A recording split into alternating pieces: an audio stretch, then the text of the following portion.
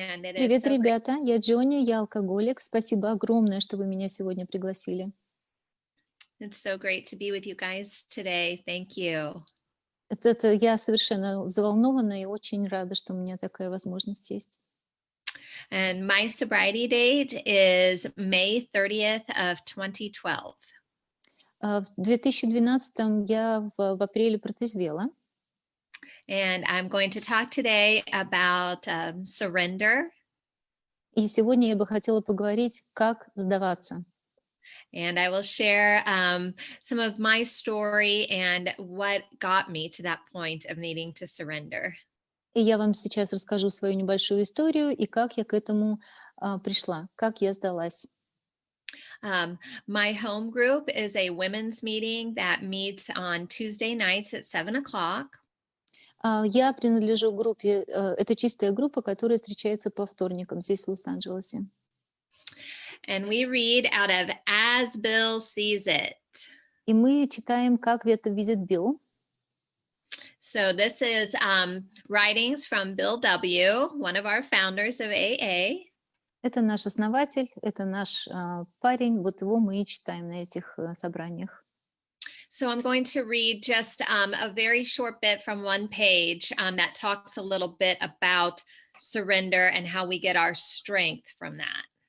И позвольте мне, пожалуйста, зачитать одну небольшой отрывок из этой книги, где как раз говорится о том, как сдаваться и что следует дальше.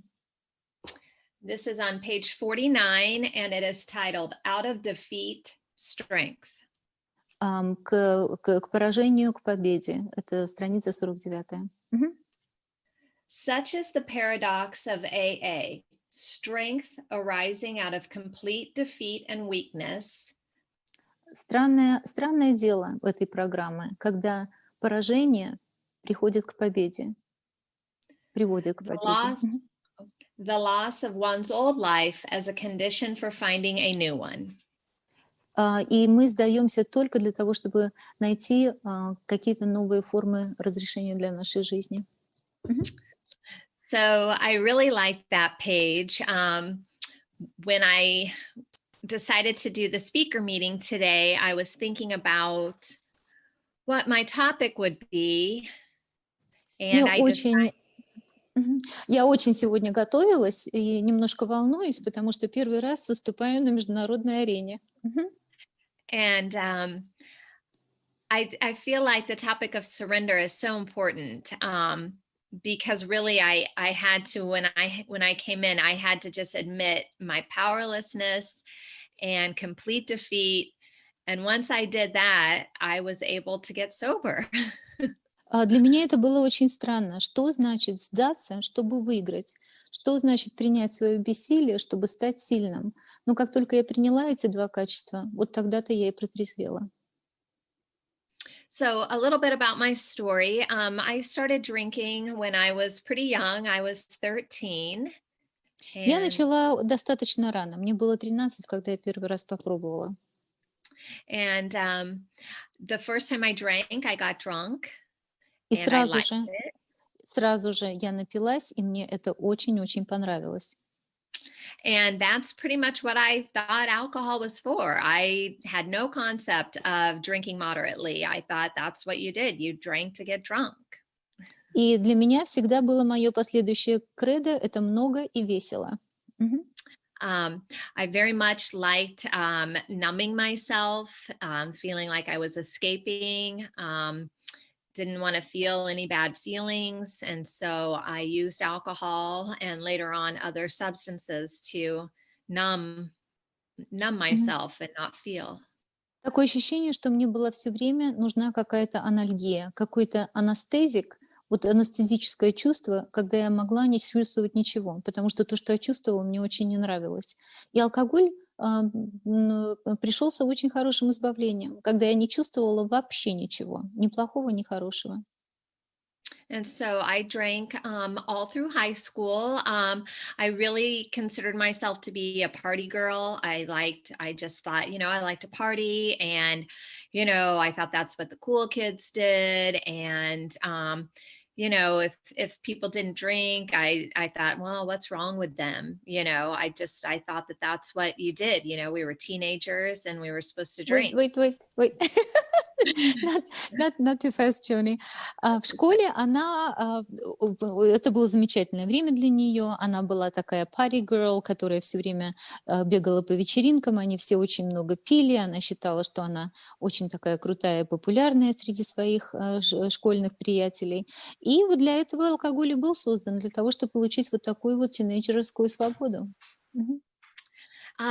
But at the same time, I was also sort of a good girl in that I got good grades. I liked to have that perception that I was a good student and a И в good то же girl. время, и в то же время, несмотря на то, что я была пьяницей уже в то время, я старалась быть хорошей девочкой. Я была отличницей, у меня все очень хорошо получалось в учебе.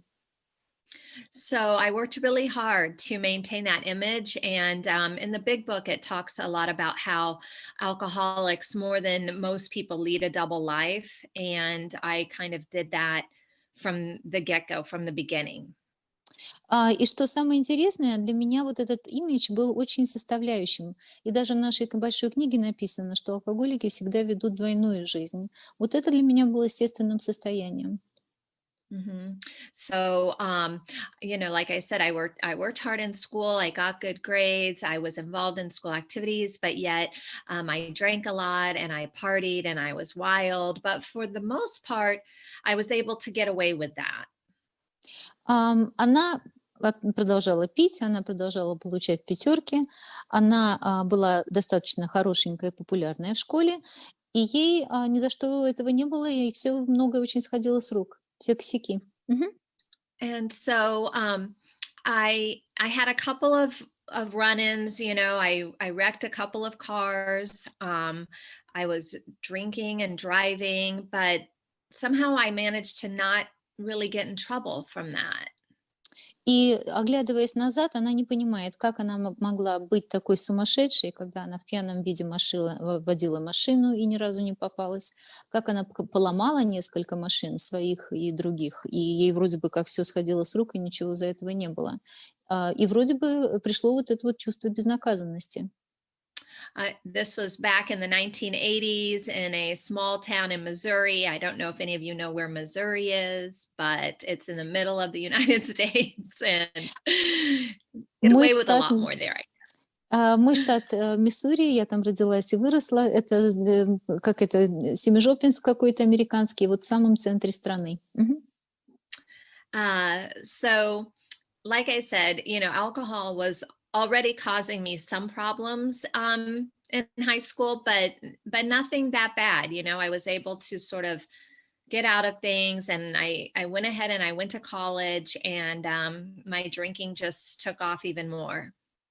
И когда после окончания школы я поступила в колледж, и уже привыкнув к своей вот этой вот безнаказанности, к пьяной, вдруг начали звоночки появляться, и появились первые проблемы. Мгм. And so when I was in college, I also developed eating disorder. And I was abusing other drugs and drinking a lot. But again, trying to have that perception that I had it all together. И как бывает это у отличниц, у меня заболела, ну, вот эта вот анорексия, когда нарушение питания идет, нарушение в голове, не знаю, как это перевести у нас, есть такое или нет. Ну, в общем, у нее eating disorder, это типа булимии, что-то с анорексией вместе смешанное. Также она делала наркотики, и ее алкоголь потребление совершенно up to the roof, это значит полностью из-под контроля вышло уже вот в годы, когда она училась в колледже. Go ahead, Jane. And so even though I was so messed up, I was such a mess, I still studied hard and I got pretty good grades. And I worked and I tried to always, again, look like on the outside I was doing okay, even though on the inside I was a mess. Что самое интересное, вспоминая и оглядывая сейчас назад, внешне все было здорово. Она по-прежнему получала хорошие оценки, она работала, она была достаточно успешная в глазах своих однокурсников, но внутри она полностью разваливалась. Мгм. And so then when I graduated college, I did the first of my geographics. If you guys don't know what a geographic is, it's basically moving, thinking that your life will be better because you'll be in a different place. So it's like running from yourself. Мгм.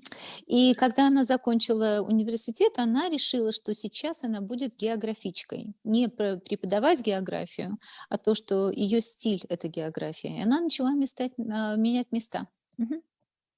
So I did my first geographic. I moved to Washington, D.C. And I stayed there for a year. Then I moved back to Kansas City, Missouri. Was there for a couple of years. Then I moved to Phoenix, Arizona. And then I moved to Los Angeles, California. И вот так началась моя географическая карьера. Сначала она переехала в Вашингтон, там у нее не заладилось, потом она переехала в Канзас, там у нее тоже начался бардак в жизни, и все из-за употребления. Потом она очутилась в Аризоне, и наконец-то она приехала в Калифорнию. Мгм. So, just always moving around thinking that where I was living was the problem, not myself, but just where I was living. The problem is that wherever you go, there you are. Проблема, как ей казалось тогда, это была именно в тех местах, куда она приезжала. Не в ней самой, а потому что вот там вот они все были неправильные. Мгм. Mhm. So, um, but when I got to California, things were working out for me okay. I loved living here, and I met good friends, and was I got a job at a restaurant waiting tables. I was making good money doing that, and had lots of time to also party. So my lifestyle, I thought it was going pretty good.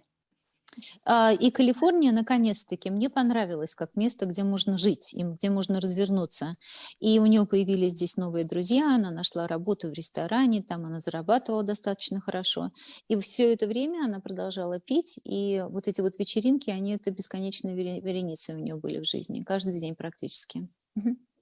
So, even though on the outside it looked like I was doing okay, still, paying my bills, I had a place to live, I didn't lose jobs, all of that kind of stuff. Again, like my drinking and drugging, all of that was just getting worse and worse. And, I was just basically a mess inside. И вот тогда начался самый настоящий конфликт с внешней стороной и с внутренней.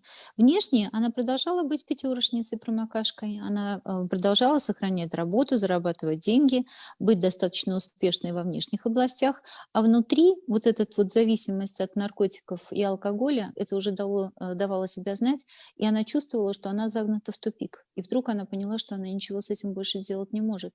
Мгм. And then when I was 33, I got pregnant with my first child. I had been with my boyfriend for a while, and we had been really good friends before that. And we knew we wanted to get married. We knew we wanted to have kids someday. We weren't planning on having a kid right then, but since we were in our early 30s, we thought, okay, we're going to have a baby. И она встречалась тогда с парнем, он был достаточно серьезный ее бойфренд. И встречаясь, естественно, они оба употребляли. И не женившись, в 33 она родила от него ребенка. Мгм. So all of a sudden, I was pregnant. It was not planned. So I had to quit everything, all at once. So I turned to food, which was, one of my other addictions. And this time, instead of binging and purging, I just binged for 9 months. So I gained like 65 pounds with my first kid. У, Значит, когда она забеременела, и вдруг ей пришлось бросить, она понимала, что пить и колоться уже дело нехорошее, когда у нее ребенок появится. И у нее открылась полным ходом другая зависимость. Она начала заедать, и она ела без конца, и ела всего много, и набрала там чуть ли не 50 килограмм во время беременности. И вот это у нее тоже была определенная зависимость. Если не алкоголь, и, значит, какие-то другие вещества, и вот она стала обжорой. Мгм. Mhm. But I didn't drink and I didn't do drugs and I didn't smoke cigarettes. So I was proud of myself. Но я была очень собой довольна, потому что уж лучше я буду есть, но зато я не пила в то время, я не употребляла наркотики, и я бросила курить. Мгм. Um, but after I had the baby, I couldn't wait to start drinking again. You know, it was like, okay, now I can kind of try and get back to my lifestyle. Except obviously I couldn't because now we had a child. Um, and I would say that that really started me down the path of that trying to control my drinking and realizing that I was so out of control. И когда ребенок родился, она вздохнула, наконец-таки она дождалась, и, соответственно, она дорвалась. И ее употребление возобновилось, но теперь ребенок был помехой, потому что ей конкретно нужно было заниматься girl or boy? A You had a boy. girl? Yeah. Она своим, да, она своим сыночком должна была заниматься, и вроде бы безнаказанно она уже употреблять и пить не могла. И вот тут она первый раз задалась себе целью, вернее, пришла ей в голову идея, что контролировать-то она, оказывается, это не может, несмотря на то, что она отличница, комсомолка и вроде бы как везде успешна, кроме этой области. Мгм. Mhm.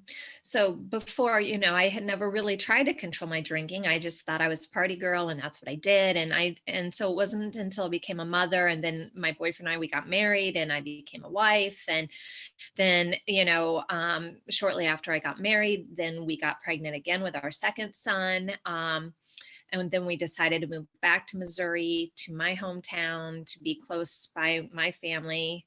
Um, and I was having a really hard time trying to control my drinking.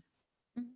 И вот это вот обычное состояние до того, как она забеременела, для нее это было вот то, что она тусовалась, она пила, она курила и все остальное. Но когда появился ребенок, потом, когда она вышла за этого своего бойфренда замуж, и появился второй мальчик, когда они уже приехали в ее же родной штат, вот тогда ей стало по-настоящему страшно, потому что она просто не могла показать, что она бессильна, и свою болезнь продемонстрировать своей семье, и ей было очень-очень стыдно. Мгм. I had a really difficult time moving back to Missouri. I loved California. I had lived in California for 10 years. It became my home. I didn't want to go back, but the cost of living is a lot cheaper there. My family was there. It made a lot of sense too. But I think moving back there really got me into a depression. And so I was drinking so much more, even trying, thinking that that would help me in my depression.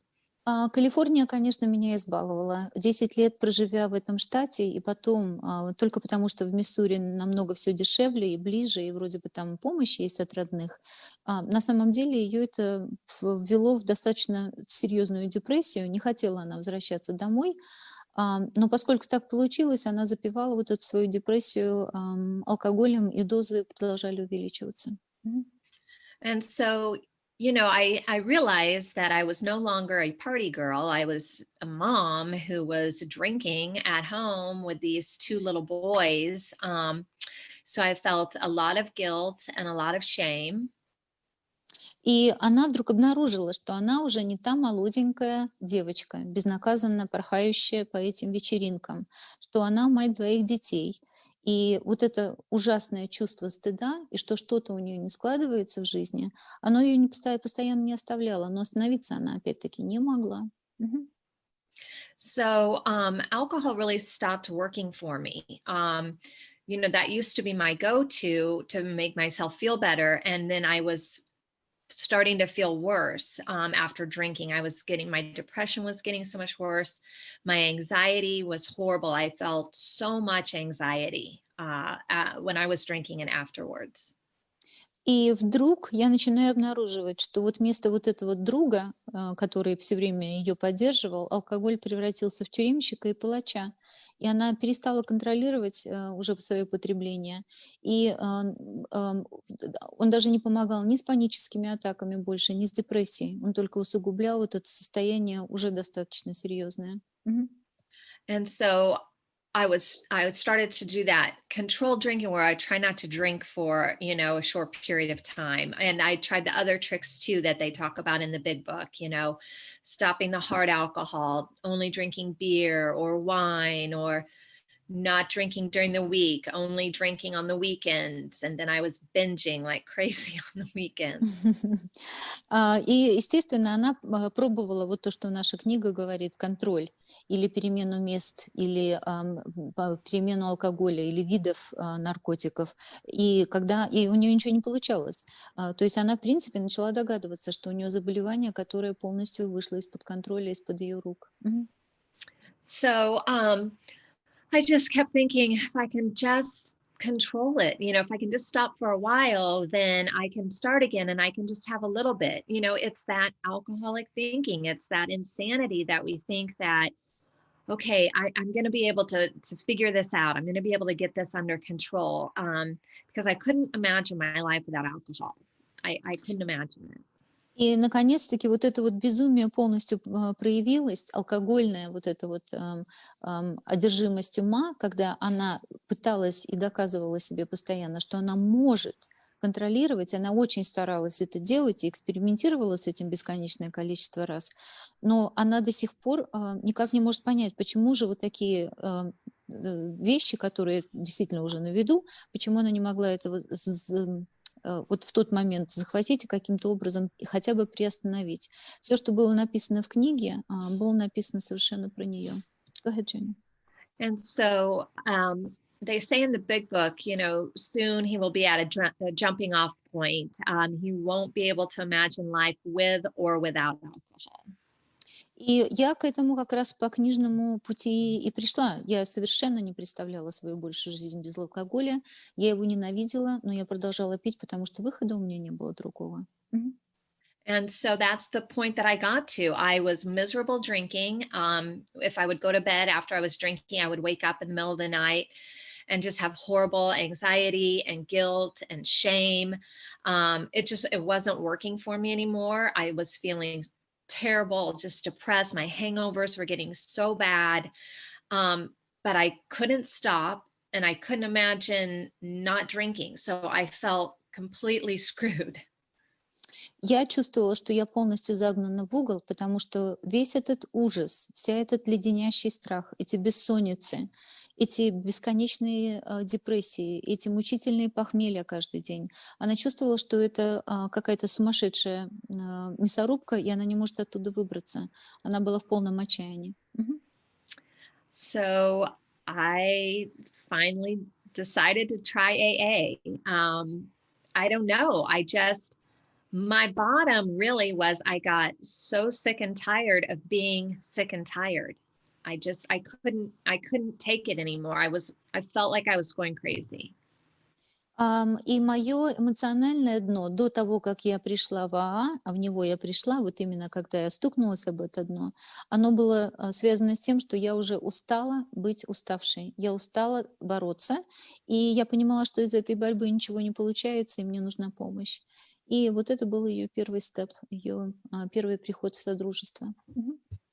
So I went to my first AA meeting. I really didn't know what to expect. I knew it was a 12-step recovery program. I didn't know what the 12 steps were, though. I really didn't know much about it. I went to a Saturday noon meeting, and И вот она пришла на первую свою группу. Они там читали книжку «12 на 12». Что такое 12 и куда эти 12, она, конечно же, не понимала. И очень много вопросов у нее было по этому поводу.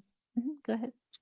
and I just felt accepted. And I went in there, and it was so scary, going in there by myself, walking down those stairs. It was in a basement of a little building, but it was like, after I said, I'm Joni, I'm an alcoholic, and I just felt accepted and not judged.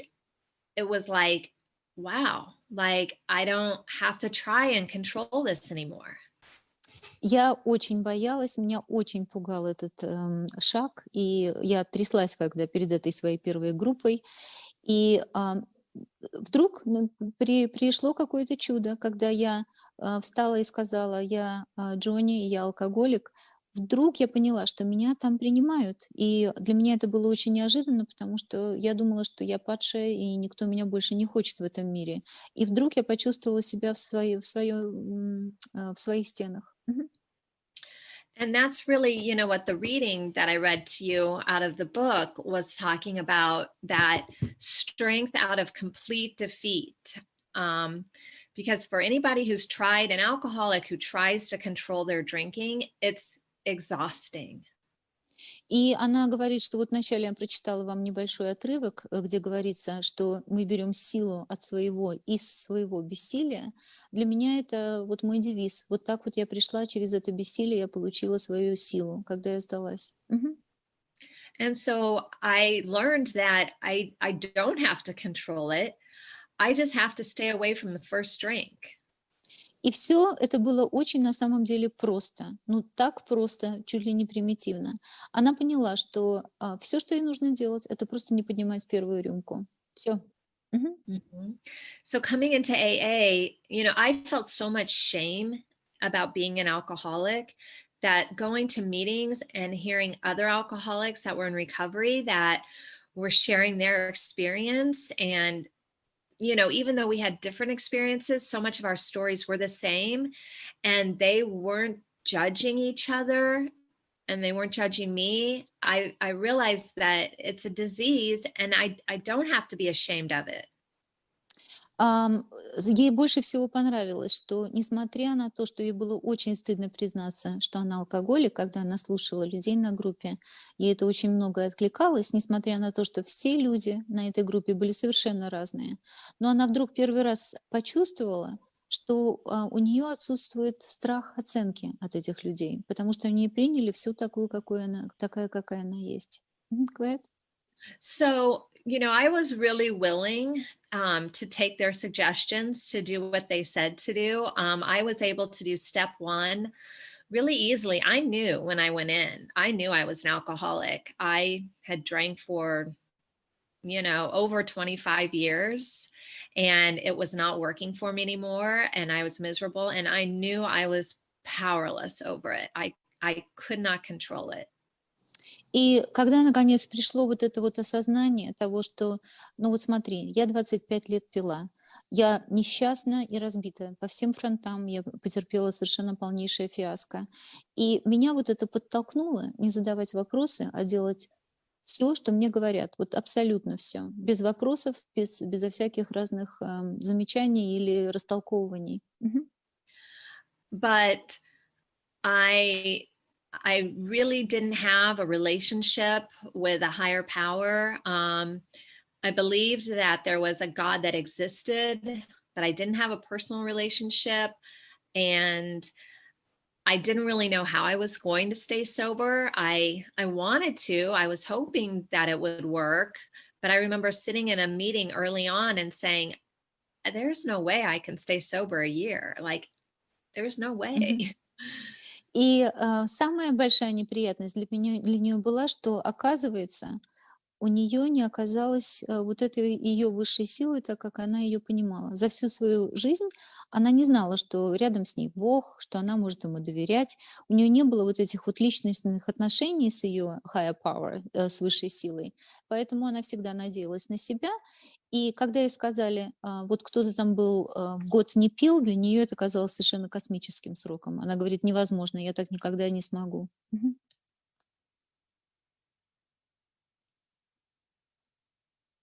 О, Юни,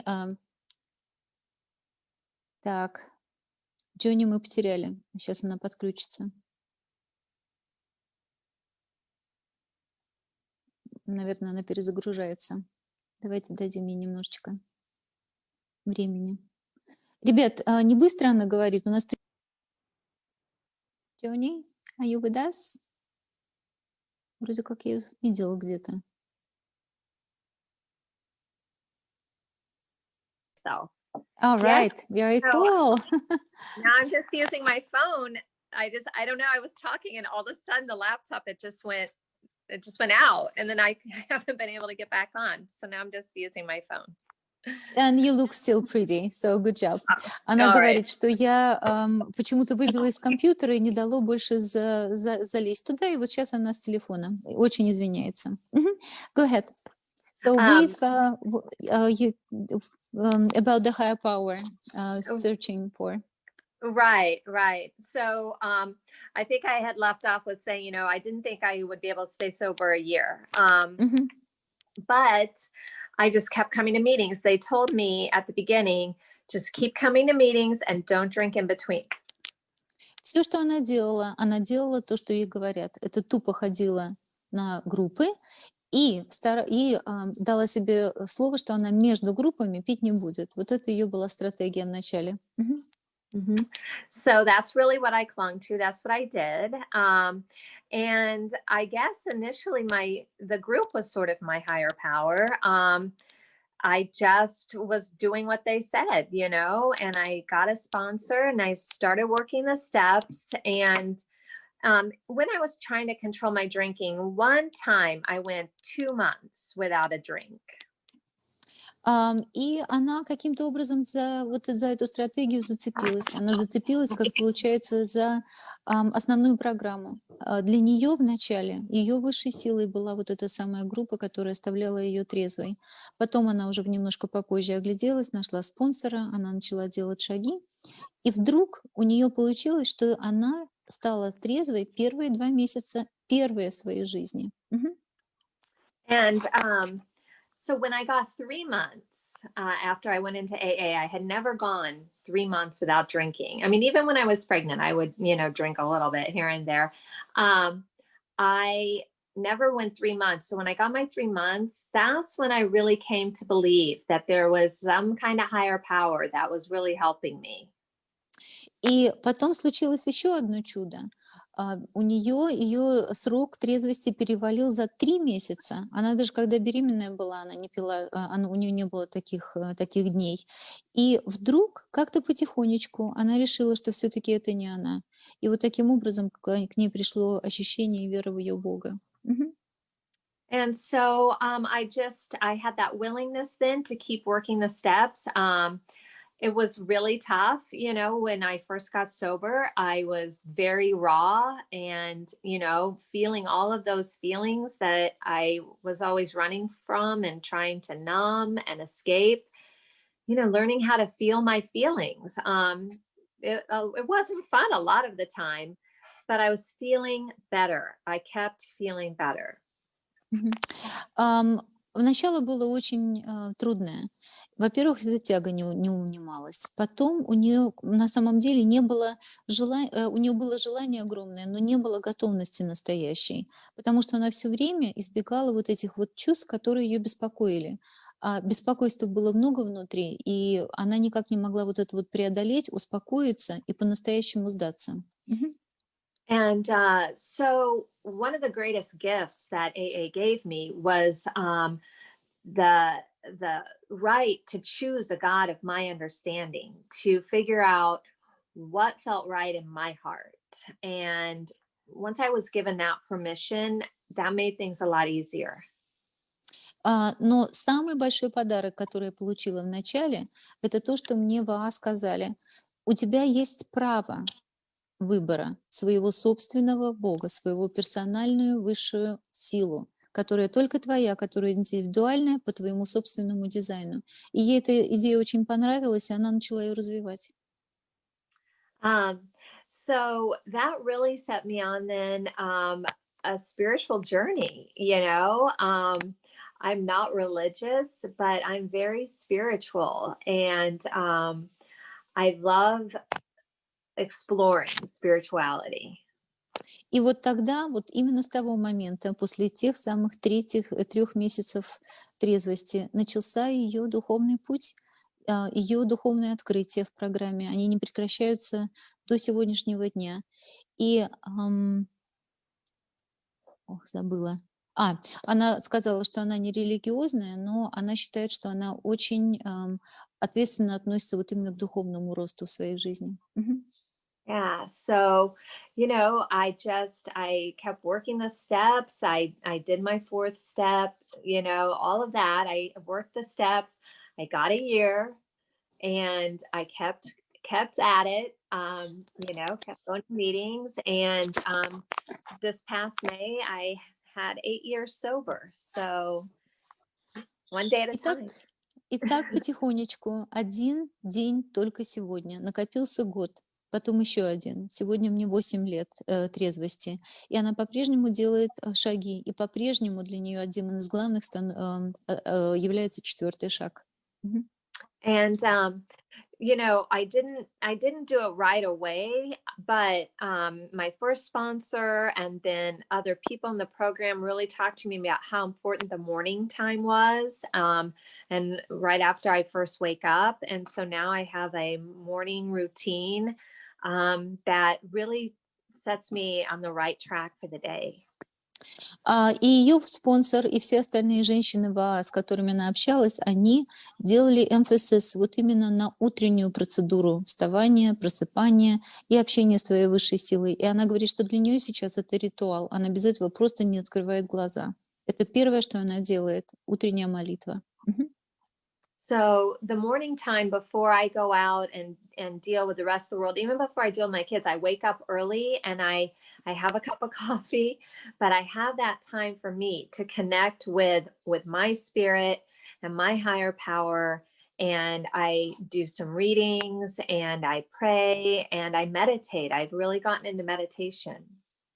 И очень мне здорово помогает вот именно медитация. Помимо молитвы, что мне очень нравится и что мне очень помогает в течение дня, вот эта вот медитация, которая наконец-таки начала у нее получаться. И самое главное, что она чувствует, что утро — это самое персональное место и время вот эту вот качественную связь с ее высшей силой устанавливать. Вот именно утренние часы, когда семья ее еще спит. Мгм. And I never had really peace and serenity. And I have a lot of that now. And of course, not every day. Life keeps lifing, life is going to happen. Um, but my reaction to life is so much better. It's so much calmer. It's all about not reacting so much, but just trying to respond. And I only have that because of my spiritual practices Мгм. that help me. И, наконец-таки, здесь я обнаружила тот самый долгожданный и неизведанный душевный покой, которого никогда не было у нее никогда в жизни. И это не значит, что она вот такая вся розовая в течение дня, и у нее все очень здорово. Жизнь случается, и случается она с ней каждый день. Но она научилась одному великому искусству. Для нее сейчас важно не ее реакция на вещи, а ее отношение к вещам. Мгм. And so, I used to be so angry. I was just so full of rage and anger, and I was just a crazy person so much of the time. And that's not me anymore. I really have changed. And it just, if you're new, it does get better. It's very difficult in the beginning. It's hard, like coming in and getting sober, doing what we're doing. It takes a lot of courage because we have to face ourselves. But if we face ourselves without judgment and just knowing that if we just keep coming back, don't drink in between, just keep coming back, it does get better. Wow! It wasn't two sentences. I'm just frantically trying to make notes so I don't forget because it's just so important. Окей. Она говорит, что и вот самый большой подарок, когда из злой, раздраженной, разодранной на части, сумасшедшей женщины вдруг вот происходит такая перемена совершенно волшебная и чудесная. Да, начало тяжелое для всех. У нее не было случаев, когда кто-то взял бы, пришел в программу, сразу протрезвел и получил духовный опыт. Но прежде всего нужно было сделать две вещи. Во-первых, принять себя и перестать саму себя судить за какие-то свои прошлые дела. И второе, не пить эту рюмку только сегодня. Только сегодня. Мгм.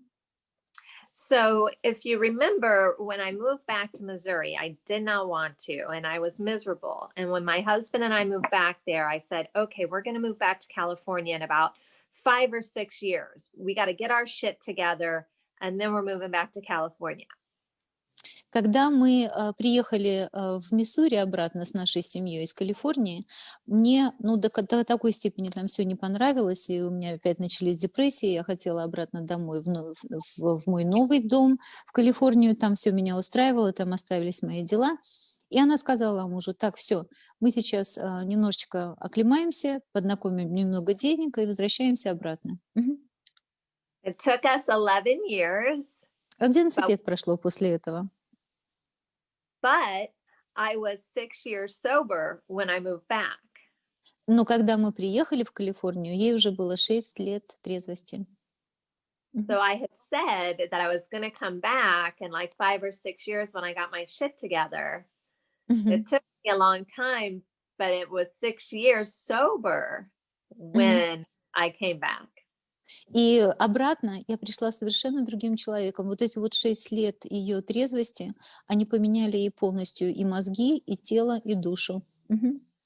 And, when I came back, I had never lived here sober before. I was a little bit worried. My family was a little worried about how I would do, but I got right into AA when I came back. I knew I had to. I knew I had to get another home group. I found women's meetings. I'm very blessed. There's so many good women's meetings around here, but I knew I had to get right back into the fellowship out here. И первое, что я сделала, когда мы вернулись в Калифорнию, это я не побежала смотреть там себе квартиру или покупать какие-то шмотки или искать работу. Первое, что я сделала, открыла книжку и нашла, где первая группа живая в Лос-Анджелесе. И слава богу, что здесь достаточно их много, особенно женских, куда я очень люблю ходить. Johnny, our time is running up. Would you be able to answer some questions after the end of the meeting? Мгм. Sure.